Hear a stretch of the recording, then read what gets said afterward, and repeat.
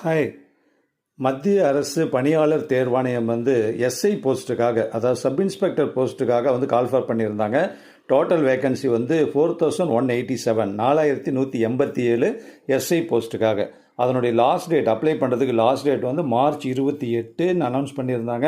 So இன்றைக்கி March 27, நாளைக்கு March 28, நாளைக்கு தான் last date to apply for SI post through staff selection commission, மத்திய அரசின் பணியாளர் தேர்வாணையம் மூலமாக. ஓகேவா?